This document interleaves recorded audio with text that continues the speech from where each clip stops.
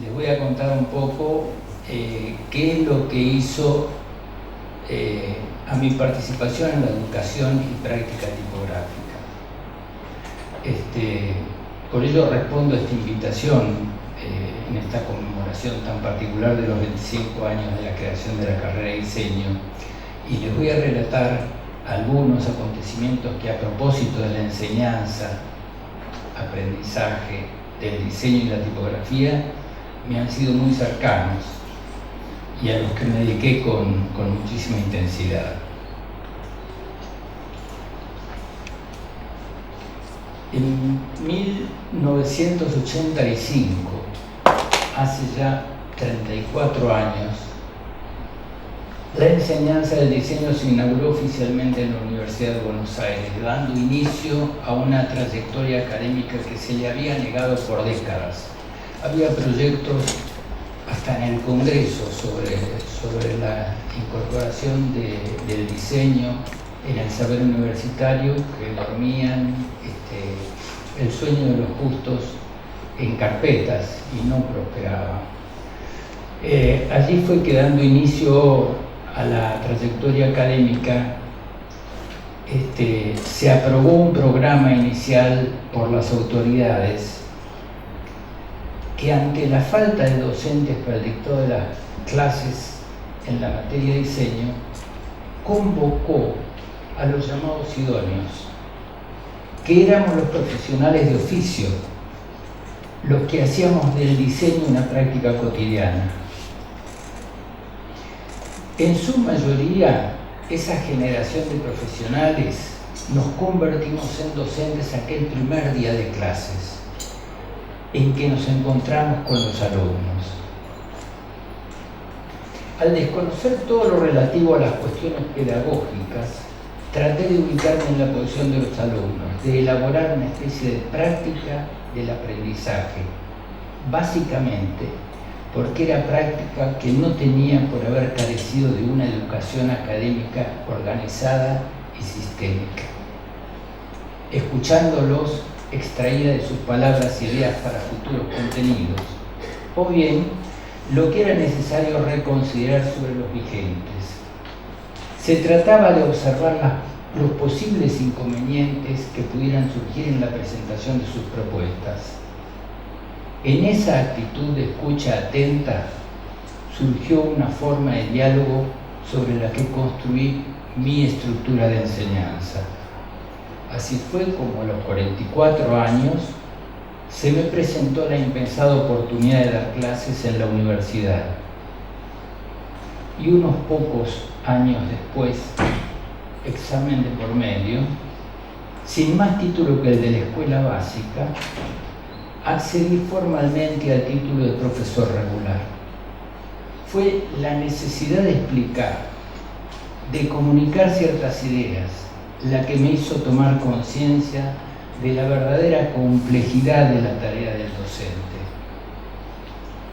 Mi problemática fue inversa a la habitual. Tuve que elaborar desde la experiencia la síntesis para poder compartir o socializar ciertos conocimientos.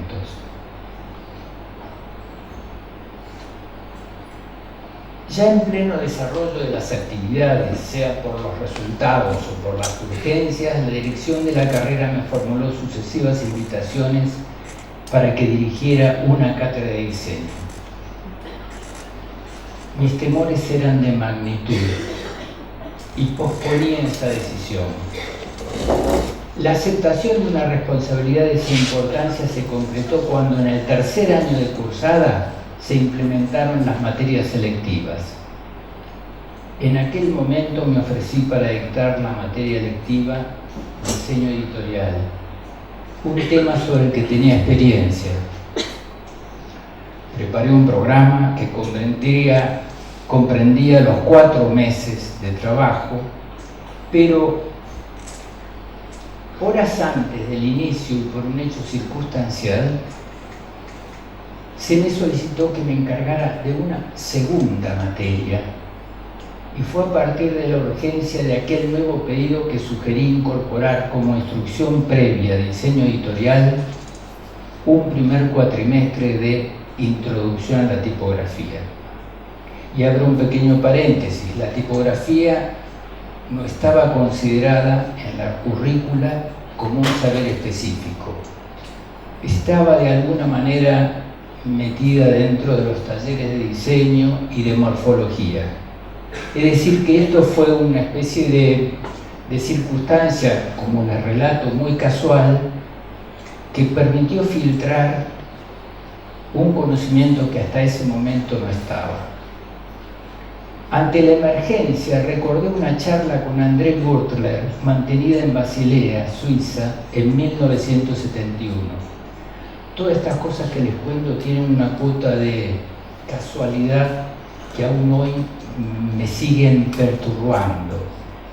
En aquel momento él me mostró el proceso que aplicaba la enseñanza de la disciplina tipográfica a los alumnos de aquella mítica escuela y que me sirvió como punto de inicio para lo que quería hacer en la UBA. El tema no era tan simple. Las estructuras de enseñanza no se aplican de manera lineal. Los alumnos no se comportan igual en distintos países ni son iguales en una u otra región. Se pueden tener objetivos similares, pero los estudiantes reaccionan distinto ante un mismo tema. Su cultura, su historia y sus marcos de referencia determinan actitudes singulares. Al finalizar aquel primer ciclo, los responsables del dictado de las selectivas teníamos que hacer una exposición pública para mostrar los resultados. Las consecuencias fueron que, ante lo expuesto, el director de la carrera presente en la reunión decidiera en el mismo acto que aquel curso cuatrimestral se dictara desde ese momento en un seminario para todos los alumnos de la carrera. Después de analizarlo y perfeccionarlo durante 2 ciclos, aquel plan de estudio fue oficialmente incorporado a la carrera para la tercera generación de alumnos. A partir de allí, el estudiante de diseño gráfico tenía que cursar obligatoriamente 2 años de tipografía, que de esta manera había pasado a ser la segunda materia en carga horaria y elegir, si era de su interés, un tercer año opcional. La enseñanza-aprendizaje se desarrolló trabajando con equipos de lo que entonces era una cátedra tipo, donde cada docente debía atender a unos 30 alumnos en un marco general de unos 350, que convivían en un mismo gran recinto. Las reflexiones surgidas de aquella experiencia intentaban descubrir cuál era la mejor forma de transmitir y recibir conocimientos. Para dilucidarlo, fue necesario considerar los distintos actores: los alumnos, los docentes, la institución, el conocimiento a transmitir y la época. Analizar las limitaciones que teníamos para enseñar la materia nos permitió reconocer que en la UBA no existían posibilidades tecnológicas ni económicas, por lo que estábamos obligados a desarrollar una estrategia que permitiera introducir el estudio de la letra sin instalaciones y, dado que la computadora en 1987 todavía no era algo cotidiano, los conocimientos se enseñaron con materiales que estaban a la mano de todos: lápiz, papel, pluma, pincel y tinta. La estructura de enseñanza en los talleres tenía como responsable al titular de la cátedra, después a los adjuntos, y esa cátedra tenía 3, uno por nivel, y luego un grupo de aproximadamente 10 docentes surgidos de los mejores estudiantes de los ciclos precedentes, quienes por su reciente experiencia como alumnos conocían los aspectos relativos a la práctica de lo que a su vez tenían que enseñar. En ese sentido, yo siento de que hay experiencias en distintas casas de estudio que han un poco reaccionado de la misma manera ante la necesidad obligada de las circunstancias. Para que estos nobles docentes profundizaran su saber, se los invitó a investigar la historia y a generar textos temáticos relacionados con la tipografía. Cada semana, uno de ellos debía exponer un tema frente a todos los estudiantes. El equipo tenía una organización precisa, se tomaban las decisiones por consenso y se planificaban minuciosamente las acciones. La masividad de las clases aconsejaba desarrollar estrategias adecuadas. Fue aquel el momento de incorporar al alumno a un rol más activo en la evolución de las clases, intercambiando intereses e intentando entre ambas partes, docentes y alumnos, una forma que propiciara el descubrimiento. Para un maestro, una de las mayores inquietudes es saber si ha logrado interesar a sus alumnos en la tarea. Hecho que no es difícil de constatar a partir de la actitud del estudiante en clase y de sus respuestas a las distintas etapas del trabajo.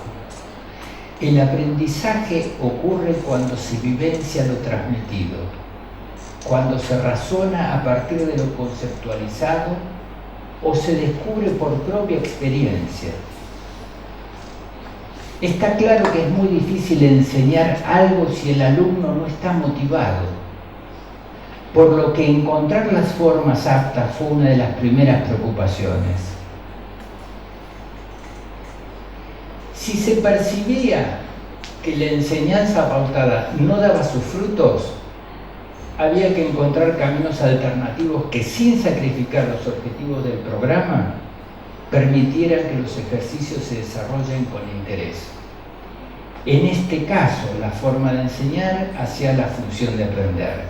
Disponíamos de 260 horas cátedra anuales, pero para desarrollar un programa de cierta complejidad, el tiempo nunca era suficiente si se lo empleaba de manera lineal. Una manera práctica de abarcarlo fue tratar en un mismo taller las distintas formas relacionadas con un género y que todos los alumnos pudieran participar en la incorporación de ese conocimiento múltiple. Este abordaje se hizo en grupos de 3 o 4 alumnos y no individualmente. El trabajo en conjunto es otro factor que desencadena un interés mayor en la situación del aprendizaje. Por citar un ejemplo, si la ejercitación era sobre el libro, se distribuían las diferentes tipologías entre los alumnos. Algunos trataban el libro de bolsillo, otros el de reposo, un tercer grupo el libro técnico y de estudio, y otros más el libro de imágenes. Y por último, había un grupo incursionando en el libro objeto.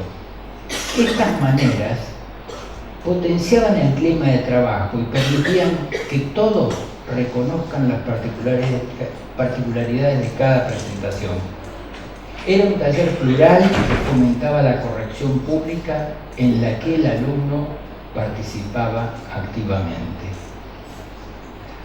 Una de las posibilidades a desarrollar dentro de ese marco de alternativa fue la de las correcciones participativas, donde el docente inducía al alumno a extraer sus propias conclusiones o invitaba a sus compañeros a comentar los trabajos.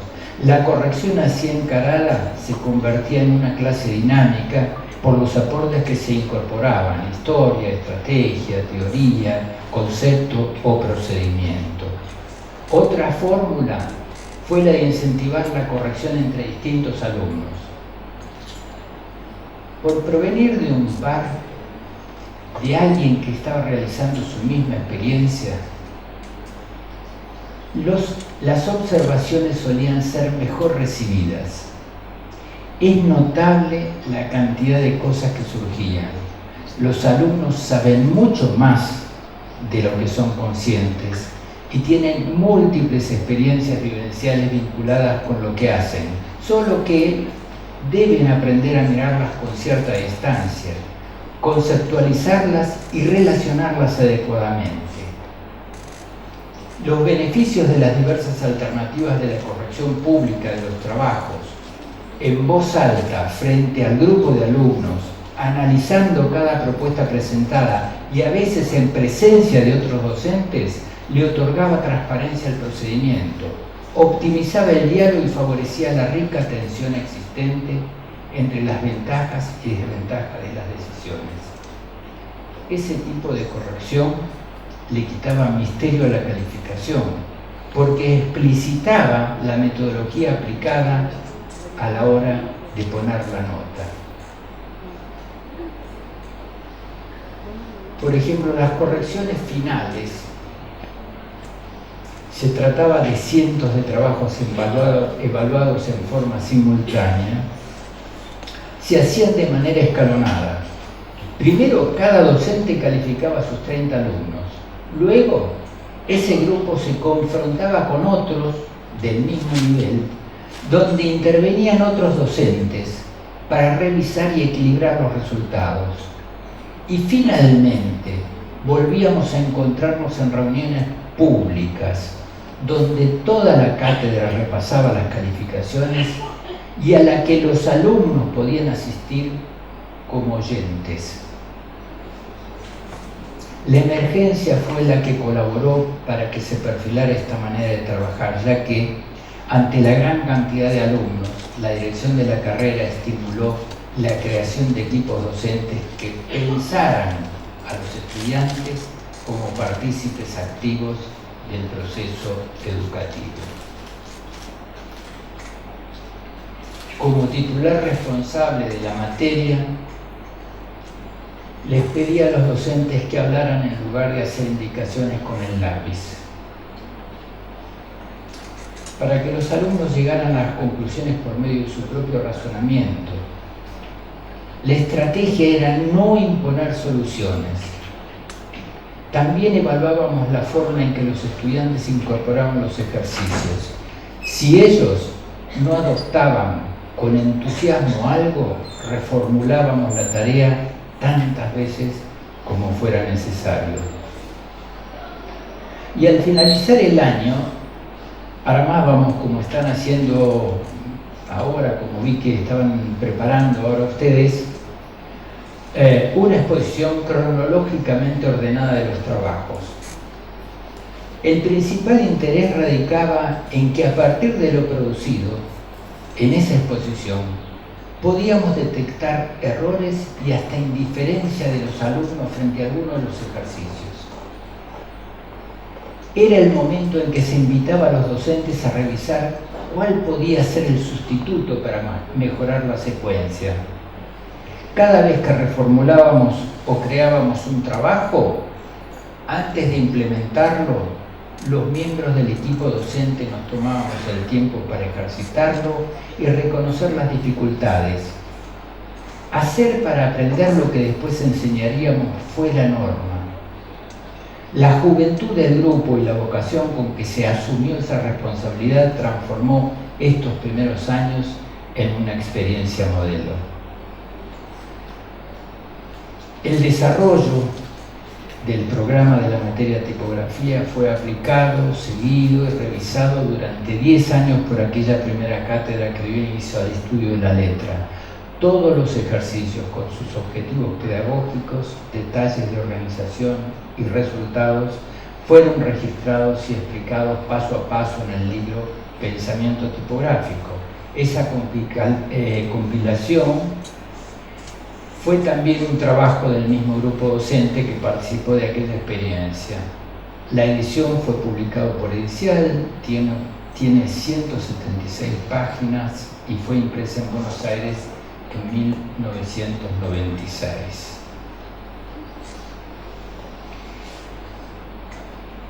La libertad económica que me proporcionaba la tarea profesional permitió a su vez canalizar otras inquietudes vinculadas a la didáctica del diseño. Fue en ese marco que comenzamos a editar una revista especializada. En simultáneo con las selectivas Introducción a la Tipografía y Diseño Editorial, en 1987 comenzamos la publicación de una revista dedicada a los temas de la tipografía y el diseño, que se editó de manera interrumpida durante 20 años. No éramos empresarios, editores ni periodistas. Existía así la firme convicción de que la revista debía hacerse a partir de experiencias vividas en el oficio, para proveer a la carrera de diseño de contenidos y generar bibliografía específica en idioma español. En aquella época, estamos hablando de los años 80 y algo, 85, 86, prácticamente no existía bibliografía en idioma español. Y entonces o sabías inglés o te tenías que arreglar con las figuritas. Ese fue el motivo central que nos impulsó a tratar de hacer una publicación en idioma español. Distribuida por suscripción, tuvo lectores en la mayoría de los países de Latinoamérica y traducida al inglés también circuló en Europa y Asia. Sus corresponsales y asesores reunían académicos, docentes, investigadores y profesionales de distintas ciudades del mundo. Tipográfica tenía un equipo de producción muy reducido, una secretaria de redacción, un administrativo para las suscripciones y un diseñador, 3 personas. Luego, algunos de los integrantes de nuestro estudio, que estábamos funcionando todos en el mismo espacio, colaborábamos en funciones como la dirección, la escritura de editoriales y gestiones varias. Hacíamos festejos culturales para los aniversarios. Estos eventos acompañaron el transcurso de la publicación impresa y reforzaron la promoción de la tipografía como área de estudio específica mediante conferencias, mesas redondas, concursos de diseño, etc. Valorados como hitos, aquellos encuentros entre lectores y autores diseñadores se expandieron en espacios de debate y discusión acerca de la actualidad de la disciplina. Y en abril de 2007, Tipográfica editó su último número. Luego de 20 años de gestión cultural, contaba con un reconocimiento unánime por su papel destacado en el posicionamiento de la tipografía en la Argentina y en la región. Y dejó de aparecer cuando en los distintos países de habla hispana ya se había constituido una red de editoriales que publicaban en idioma castellano y proveían bibliografía suficiente para los alumnos. Además, el desarrollo de Internet hacía posible el acceso a la información específica sobre la letra y el diseño. Hace solo unos meses, 12 años después del cierre de la revista, inauguramos el archivo digital revistatipográfica.com, que pone a disposición de estudiantes, investigadores y lectores en general los 74 números de Tipográfica para su consulta en línea, proyectando como un archivo dinámico. Esperamos poder completar en un futuro cercano los textos e imágenes de las conferencias, ciclos y bienales que acompañaron la vida de la revista, así como con las traducciones al inglés que se hicieron desde el número 19.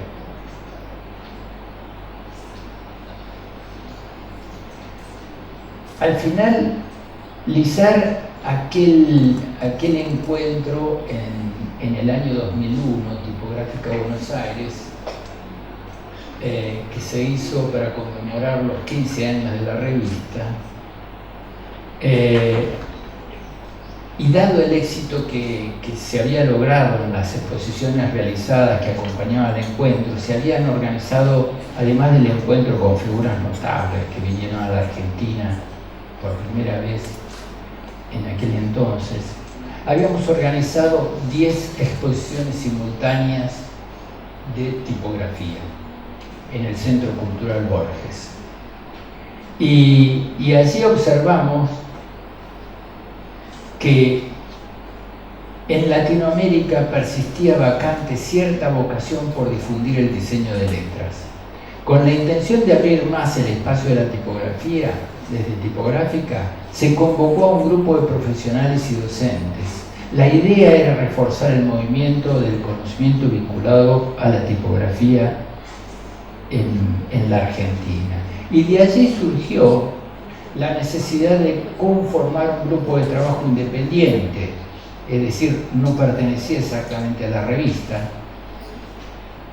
En parte sí, pero en parte también era gente que estaba vinculada a la facultad, también solo en parte, y había muchos profesionales independientes que fueron convocados. El grupo se llamó Te Convoca, y fue un conjunto de oficiantes y docentes que se reunió mensualmente durante 6 años, es decir, durante 6 años, una vez por mes, el primer sábado de cada mes, nos juntábamos y cada cual exponía alguno de los temas que le inquietaban o que quería compartir con el otro, como una forma de promover el intercambio sobre los aspectos proyectuales, técnicos o históricos.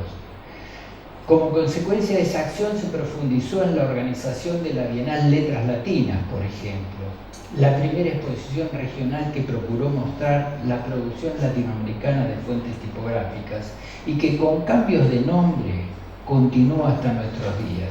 La primera muestra se presentó en mayo de 2004 en Buenos Aires y transcurrió simultáneamente en Santiago de Chile, San Pablo y Veracruz. La segunda Bienal Letras Latinas, ya realizada en 2006, incluyó charlas temáticas y talleres. Paralelamente a Buenos Aires, la exposición se montó en Bogotá, Caracas, Lima, Montevideo, Santiago de Chile, San Pablo y Veracruz. No les puedo contar lo que significó en aquel momento histórico, podemos decir de alguna manera, este movimiento que surgía desde la Argentina y que era recibido en distintos países hermanos de manera simultánea. La Argentina, a partir de estas acciones, fue posicionada en la región y en el mundo como un centro de desarrollo y difusión relacionado con la tipografía.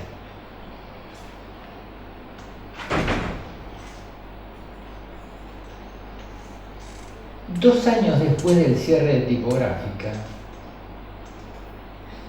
fui consultado a propósito de estructurar un posgrado de características y relevancia internacional que resultaría la carrera de diseño de tipografía.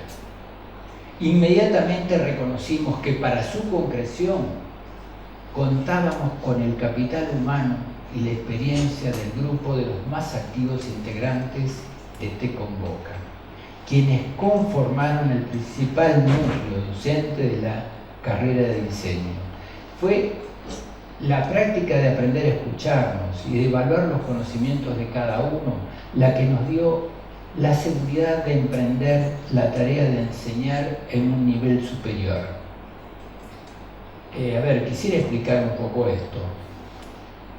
Hay otras carreras en el mundo que enseñan tipografía y que tienen algún diseñador estrella que las dirige o que da las clases capitales, las clases medulares sobre tipografía. Pero en nuestro concepto, en la Argentina, habíamos muchos que teníamos conocimientos, algunos más integrales que otros apenas parciales, pero que si nos juntábamos todos, sí teníamos un cuerpo académico acorde para las circunstancias y la exigencia. Una carrera de posgrado es un caso serio. Es una carrera que se mira con muchísima atención qué es lo que pasó en la región. Entonces, el haber usado la experiencia de Te Convoca, que fue un hecho que en apariencia fue circunstancial, un tanto casual, encontrarnos para saber, para hablarnos, para escucharnos, significó una base fenomenal que de otra forma no sé si se hubiera podido hacer la carrera de diseño de tipografía. Se abría así, con la carrera de diseño y tipografía, la posibilidad de incluir la aplicación de la tipografía a las singularidades del mundo actual, ya que junto con las transformaciones de los medios de comunicación ha cambiado la manera de enfrentar la lectura. Hoy se accede a los textos de modo diferente a como se lo hacía a finales del siglo XX, apenas unos años atrás. Las nuevas tecnologías y formas de producción industrial y las necesidades del momento han cambiado el paisaje y comienzan a vislumbrarse múltiples alternativas impensadas hace solo unas pocas décadas. Dada la convivencia que nos une con la cultura digital, ya desde la infancia, una de las metas asociadas al diseño de fuentes es la de profundizar en los mecanismos de la palabra. Todavía no se ha determinado la incidencia que tienen los nuevos soportes en su funcionamiento y estos a su vez evolucionan constantemente. La palabra en su reproducción electrónica impone desafíos y trabaja con velocidades de percepción que es necesario controlar sobre la base de experiencias. Con estos criterios como rectores, los 3 ciclos de la CDT, la carrera de diseño y tipografía en la UBA, completaron su instrucción unos 80 alumnos provenientes de Argentina, Chile, Colombia, Brasil, Ecuador, México, Uruguay y Venezuela. Es decir, que estábamos ante una carrera de posgrado que tuvo incidencia en la formación de toda Latinoamérica.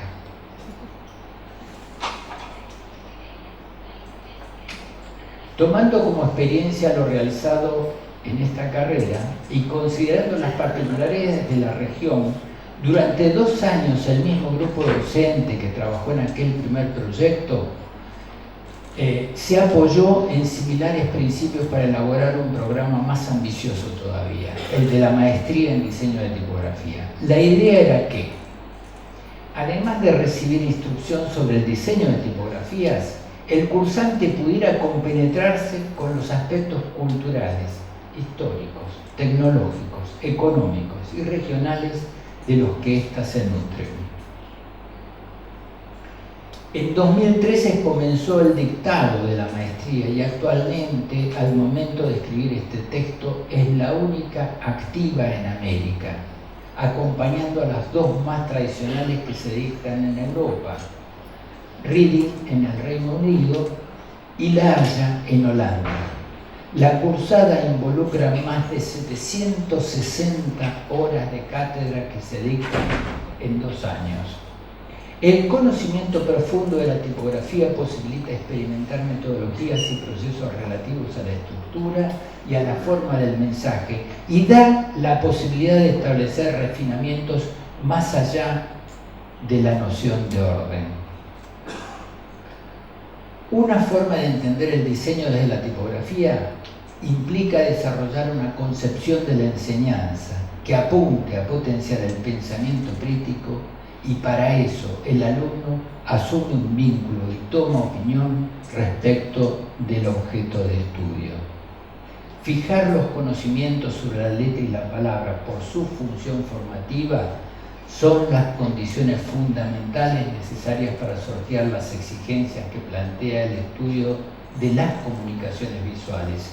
Educar a partir del conocimiento tipográfico permite considerar los temas desde una perspectiva abarcadora, porque lo que se aprende con la tipografía es establecer criterios y definir importancias, a programar y dominar el espacio destinado a la información y, básicamente, a facilitar la comprensión de los mensajes.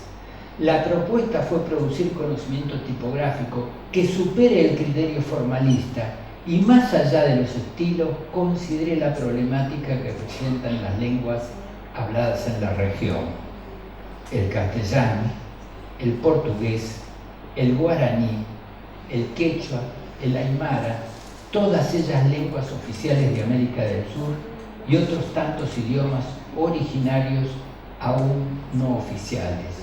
Consecuencia de lo anterior, una de las particularidades de este posgrado ha sido el desarrollo de alfabetos que puedan escribir las lenguas nativas de la región.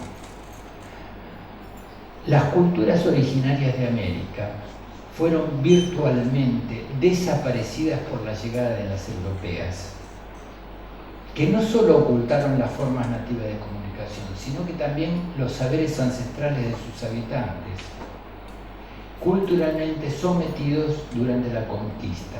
Por ello, Latinoamérica está obligada a observar la escritura con una actitud casi antropológica, para revisar si las convenciones impuestas por Europa son apropiadas y consideran el registro de voces de Centro y Suramérica. Los tres aspectos involucrados en el análisis tipográfico, la letra, la palabra y la puesta en página, a los que podríamos llamar la forma gráfica que asume el diseño, están íntimamente vinculados y son difíciles de separar. Diseñar un alfabeto es proyectar la unión de sus signos en palabras. Es una especie de milagro, una especie de combinación, de juego. Cada palabra es un conjunto que surge aparentemente de una combinación que se puede o no repetir en otras palabras. Diseñar un alfabeto es proyectar esa unión y dar una forma que facilite comunicar el sentido del mensaje para que de este surge una interpretación clara, que es la meta de todo aquel que se ocupa del diseño. La enseñanza-aprendizaje se modifica por la intervención de la realidad y ésta sufre cotidianamente los embates de la sociedad mutante.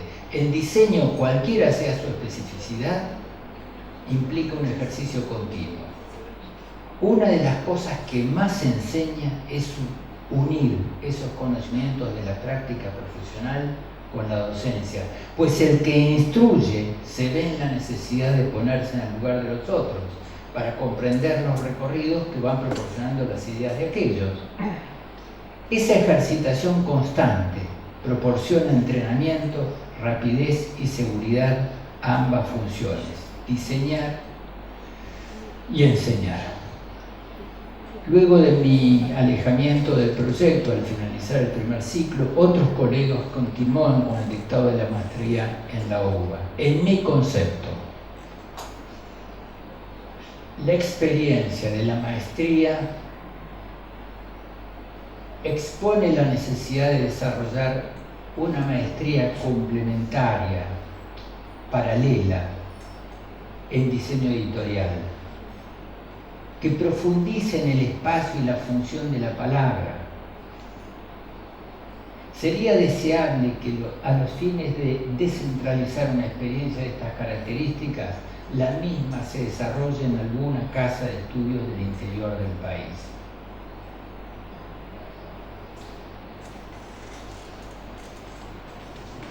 Estas actividades relativas a la educación sobre la letra, la palabra y la página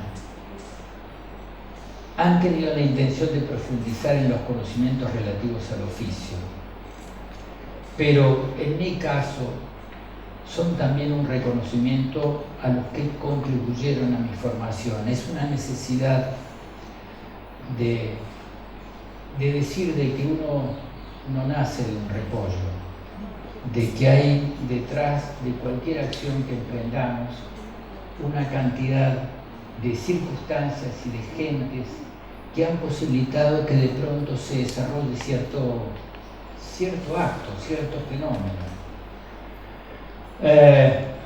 Recibí influencias de muchas personas, tal vez de decenas, pero las que siento inequívocamente como referentes más intensos son 7, que estuvieron relacionados con lo que sería mi vida profesional. El primero en marcar mi camino fue sin duda el maestro de 4º grado de la escuela primaria, don Norberto Chichisola, quien detectó mis intereses relacionados con el dibujo y le transmitió a mis padres, qué cosa tan simple, que a su parecer era conveniente que yo asistiera a alguna institución donde me formaran en ese saber.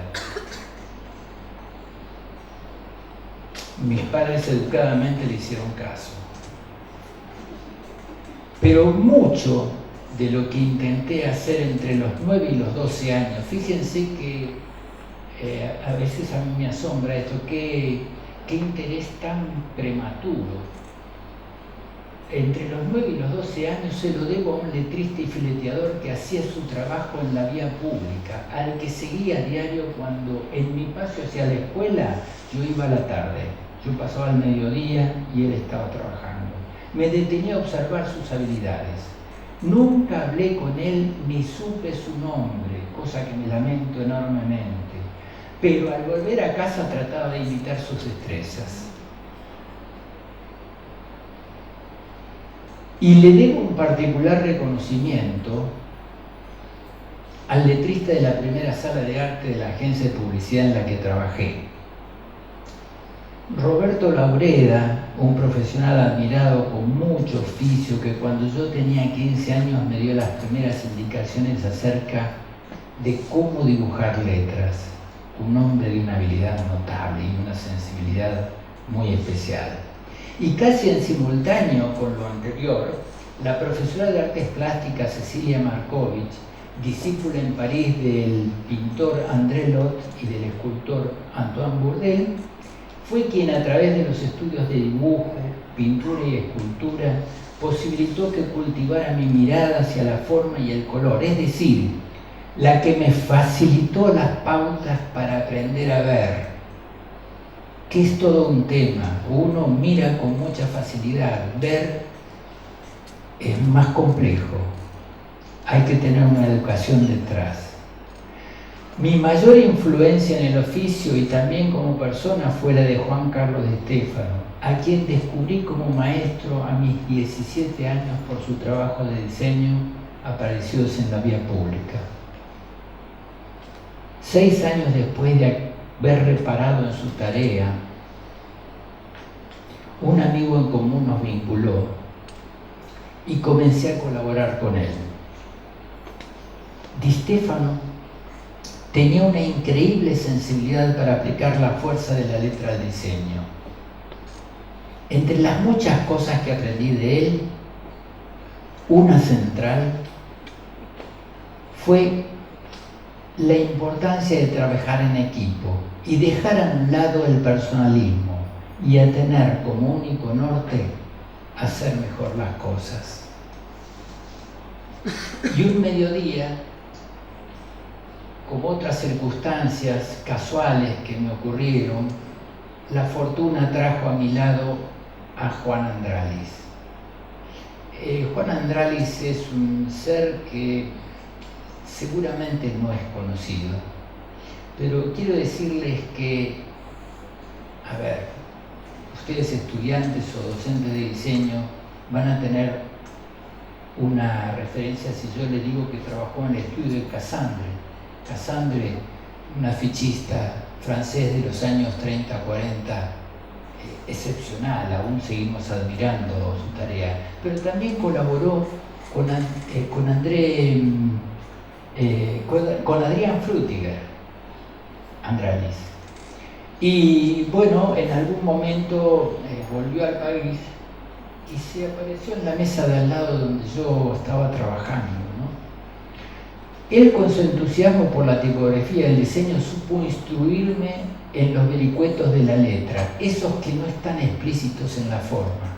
Diseñador, editor e impresor de una cultura notable, Juan orientó mis intereses por la tipografía y colaboró hasta su muerte en 1994 con la revista tipográfica. Fue el primero en hablarme de los imponderables que confluyen en una buena composición, de la mancha tipográfica y del uso del espacio para jerarquizar la palabra.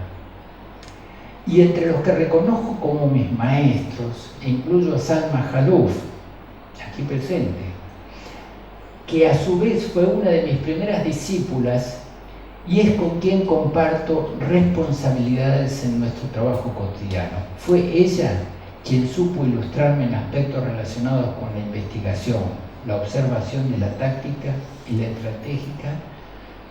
la estrategia aplicada a nuestra tarea. Su capacidad reflexiva cambió mi actitud frente al diseño. Con ella, en los últimos 10 años, hemos podido concretar 2 publicaciones que a nuestro criterio son fundamentales. No porque las hayamos hecho nosotros, casualmente, sino por lo que implican para la historia del diseño, que son el libro Andralis, que es un sentido homenaje a Juan, y el libro Historia Gráfica del Ditela, que es también un tributo a nuestro querido amigo y maestro Juan Carlos Di Stefano.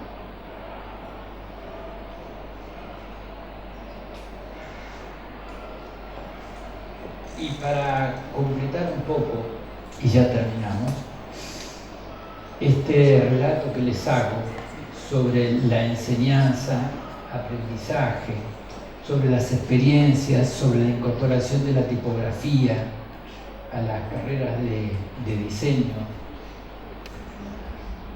debo ser agradecido con la profesión y con la independencia económica que me proporcionó nuestro estudio de diseño, el lugar donde trabajamos. El estudio se inició en 1968, no se asusten, pueden sacar cuentas. Durante estos más de 50 años ha desarrollado la identidad gráfica de empresas o instituciones muy reconocidas. Desde 1989, hace 30 años, lo conducimos con Salma Jalouf, con quien dirigimos un equipo de diseño muy entrenado en la resolución de diferentes tipos de proyectos. Con este equipo ponemos en práctica los mecanismos del trabajo en equipo. Diseñar en grupo tiene ventajas indiscutibles para nosotros. La pluralidad de criterios e intereses permite realizar la tarea de una manera más profunda y con mayor calidad.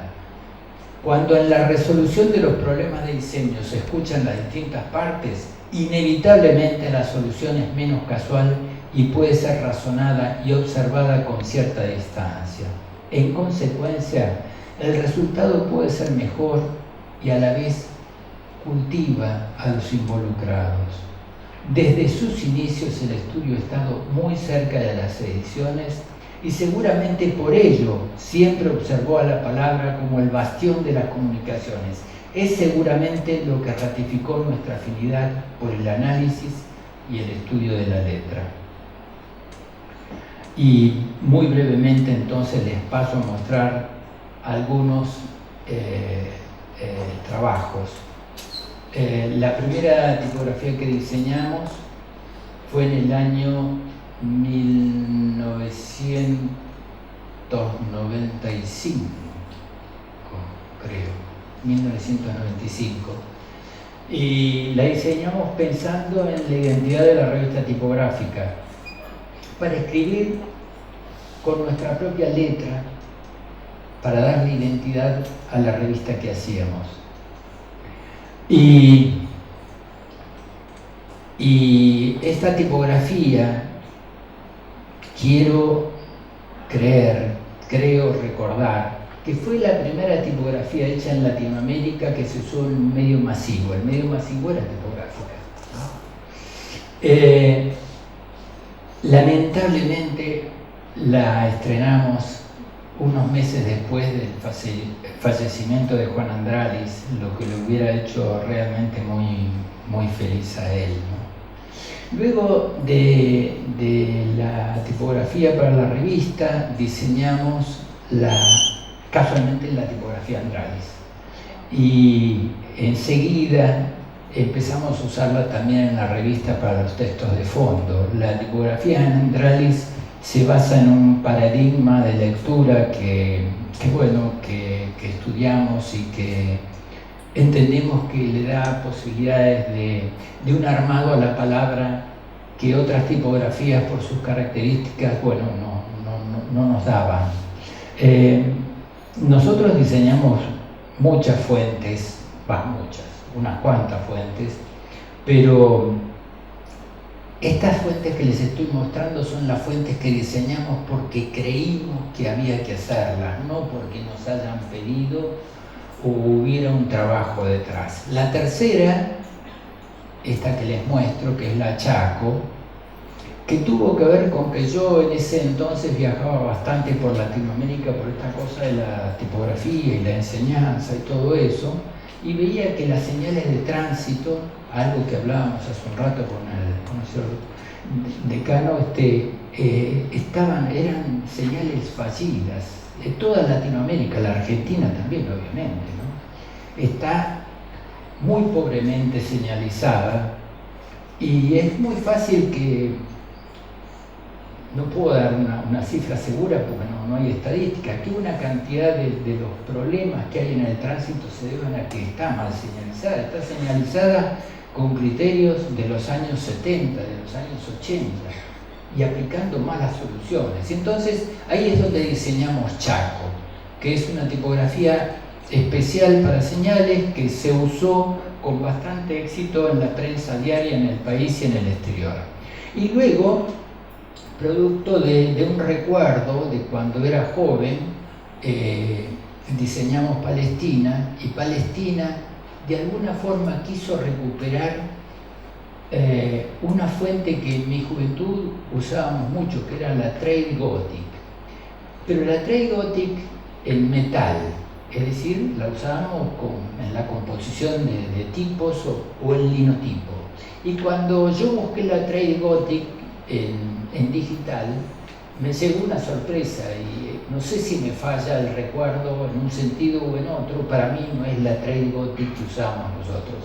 Y entonces con ese criterio es que quise recuperar el espíritu de lo que yo me acordaba que era la Trade Gothic, haciendo la Palestina, no con un criterio de imitación, sino del espíritu de lo que yo estaba buscando para los textos. Y de las últimas que les muestro, es la primera fuente que yo diseñé cuando no había ninguna posibilidad del trabajo digital, es decir, estaba diseñada con lápiz sobre papel. Y en algún momento me picó la curiosidad, ¿y qué pasa si eso lo digitalizo hoy? ¿Se mantiene vigente este trabajo hecho a principios de los años 80? Bueno, y entonces así fue como surgió la Di Stefano, que es también un homenaje muy sentido a nuestro querido amigo Juan Carlos Di Stefano. Y ahora entonces les muestro en tríadas algunos pocos trabajos de identidad y de tipografía. Un trabajo para nosotros paradigmático fue haber podido trabajar en la identidad gráfica de Habana. Habana es una especie de marca-nación, digamos, hoy. Es una marca que viaja por el mundo porque todo turista que pasa por la Argentina se lleva como regalo sus alfajores para sus queridos, sus amigos, etcétera, etcétera. Y era una identidad que estaba muy demorada en el tiempo, prácticamente respondía a los criterios iniciales. Y tuvimos esta oportunidad de diseñar este trabajo que es muy complejo, que nos llevó más de 2 años desarrollarlo, pero que nos ha hecho felices, porque es como un poco lo que les decía, es como diseñar una parte de nuestra nación que se va en las cajitas y en los alfajores al exterior, ¿no? Y también aquí al país. Luego de Habana quería mostrarles en otra tríada que no hace mucho tiempo hicimos también la identidad del Banco Ciudad, una identidad que estaba muy demorada también, que databa la identidad anterior de los años 70. Fue un trabajo interesantísimo, complejo, por su historia y por las implicancias que tenía lo que estábamos haciendo, muy educadamente seguido por el equipo de diseño del banco, que aplica todos los parámetros que nosotros hemos manualizado en la publicidad y en sus productos. Y otro trabajo que para nosotros es muy significativo, estamos trabajando con YPF desde el año, creo que 2004, me parece. Y desde ese entonces hemos hecho una cantidad de identidades y subidentidades para YPF, y es un cliente que nos obliga a un trabajo y a un pensamiento estratégico que para nosotros es capital, que nos interesa mucho, ponemos muchísima energía en lo que hacemos, que tiene implicancias en montones de cosas que uno casi diría ni se da cuenta, pero YPF está en cantidades de cosas de nuestra vida cotidiana, ¿no? Es otra empresa madre que tenemos los argentinos. Y hace unos, no sé, 10, 12 años un cliente nos vino a ver para que le hagamos un producto, el diseño de un producto para jerarquizar su nombre. Es una empresa cordobesa que está desde el año 1882 en el país a través de sus ancestros, y sentían que se habían deteriorado frente a su público y querían tener un producto estrella. Y entonces nos pidieron que querían hacer un Fernet que les diera esa jerarquía. Y se hizo un trabajo espléndido junto con ellos, con una estrategia maravillosa que cuento muy sucintamente. En ningún momento pretendieron desbancar a Branca, sino que su pretensión inicial, sabiamente preconcebida, era ser los segundos, ser la segunda marca. Y lo lograron en muy poco tiempo eso, es decir, que se cumplió todo lo que se habían propuesto con este Fernet. Y otra marca que para nosotros fue significativa y que también implica una relación con nuestra nación es la identidad del Banco Central de la República Argentina. Esto también es una marca país. Diseñar una marca de una institución de este nivel implica una responsabilidad para nosotros por lo menos mayúscula. Era una identidad que estaba muy mal, muy cascoteada, y por suerte, bueno, nos llamaron y pudimos trabajar. También es un trabajo muy largo el que se hizo. Otra vez debe haber sido seguramente más de 2 años, pero hicimos un trabajo que nos agrada mucho, ¿no? Yo les muestro estas 3 figuritas, pero imaginen de que su manual de marcas y de sistema de diseño es un manual importante, ¿no? Y creo que por último, sí, les voy a mostrar un trabajo que nos gustó mucho hacerlo, nos sorprendió en principio, que es que Formosa nos encargó que hiciéramos la identidad de la provincia. Y ahí nos pasó una cosa que Salma tuvo una inspiración en el mismo momento del encargo, porque dijo, me acuerdo en la reunión, esa primera, dijo, Formosa debe querer decir hermosa en castellano antiguo. Es decir, que cuando los conquistadores llegaron al lugar, dijeron hermosa, Formosa. Y eso dio pie a que desarrollemos un trabajo que para nosotros fue muy intenso y muy particular también, es diseñar un pedazo de país de alguna manera.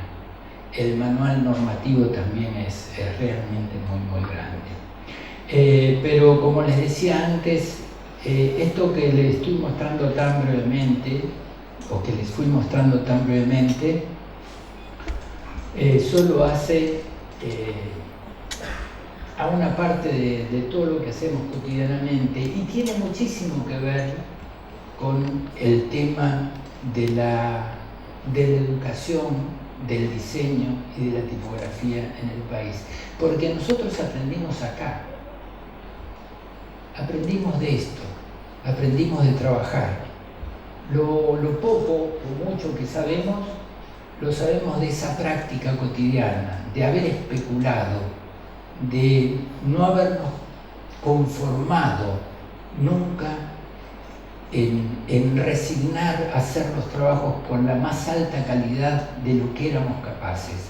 No sé si son buenos, sé que siempre dejamos el cuerpo, digamos, en el trabajo. Y que eso es lo que tratamos de llevar cuando fue el momento de llevarlo a la educación y al aprendizaje de los alumnos. Una actitud frente a lo que nos toca hacer en la vida, lo que nos dio la posibilidad, las circunstancias de ser y de actuar. Y este trabajo que les estuve mostrando, lo hacemos desde nuestro estudio, un grupo muy pequeño, somos 6 o 7 en el estudio todos los días, desde hace bastantes años. Después hay algún otro colaborador que haya pasado antes por el estudio o no, que también forma parte de los equipos cuando es necesario. Pero los que estamos ahí en esa imagen, Salma y yo. Luego ahí atrás el morocho, abajo de la ventanita es Jormar Campos, un colega venezolano que es diseñador, arquitecto y que hizo la maestría en tipografía con nosotros en la UBA, una persona encantadora. Adelante de Jormar, en primera fila, está Luisinho. Luis es un joven colega paulista, también vino a hacer la maestría. Y a su lado, Mariana, que es una colombiana que también vino a estudiar con nosotros en la UBA. Así que somos privilegiados porque los mismos compañeros de aprendizaje y de enseñanza están participando con nosotros en el estudio. Y a su lado, la psicóloga Daniela Pedro, que no se anima a analizarnos, pero está colaborando con nosotros todos los días desde hace unos años. Y bueno, y esto es un poco lo que hacemos y lo que somos, y nada más que agradecerles la atención que han tenido con nosotros y con esta invitación tan agradable y tan buena. Así que muchísimas gracias a todos.